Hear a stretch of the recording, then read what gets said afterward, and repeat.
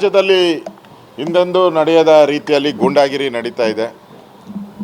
ಸ್ವತಃ ಮುಖ್ಯಮಂತ್ರಿಗಳೇ ಎಲ್ಲರನ್ನೂ ಕರ್ಕೊಂಡೋಗಿ ಸಭಾಪತಿಗಳ ಚೇಂಬರ್ಗೆ ಹೋಗಿ ಬಲವಂತವಾಗಿ ಸುಮಾರು 1 ಗಂಟೆಗಳ ಕಾಲ ಅಲ್ಲಿ ಬಲವಂತ ಮಾಡಿ ರಾಜೀನಾಮೆ ಪಡೆದಿರೋವಂಥದ್ದು ಕರ್ನಾಟಕದ ವಿಧಾನ ಪರಿಷತ್ಗೆ ಒಂದು ರೀತಿ ಕಳಂಕ ಇದು. ಯಾವ ಸಭಾಪತಿಗೂ ಈ ಥರದ ಒಂದು ಅವಮಾನ ಆಗಿರಲಿಲ್ಲ.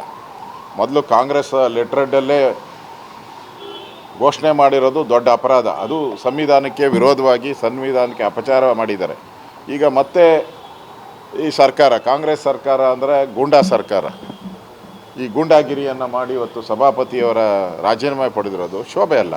ಬೆಳಗ್ಗೆನೂ ಕೂಡ ನಾನು ಅವ್ರ ಜೊತೆ ಮಾತಾಡಿದೆ. 4 ಗಂಟೆಗೆ ನಮ್ಮ ಮುಖಂಡರ ಸಭೆ ಇದೆ, ಅದಾದಮೇಲೆ ನಾನು ತಿಳಿಸ್ತೀನಿ ಅಂತ ಹೇಳಿದೆ. ಆಯಿತು, ತಿಳಿಸಿ, ಅದಾದಮೇಲೆ ನಾನು ಯೋಚನೆ ಮಾಡ್ತೀನಿ ಅಂತ ಈಗಾಗಲೇ ಅವ್ರು ಅನೌನ್ಸ್ ಮಾಡಿದ್ದಾರೆ. 14ನೇ ತಾರೀಕು ನಾನು ಸದನಕ್ಕೆ ಬಂದು ಸದನದಲ್ಲಿ ಎಲ್ಲರಿಗೂ ಥ್ಯಾಂಕ್ಸ್ ಹೇಳಿ ಆಮೇಲೆ ನಾನು ರಾಜೀನಾಮೆ ಕೊಡ್ತೀನಿ ಅಂತ ವ್ಯಕ್ತ ಮಾಡಿದ್ದಾರೆ.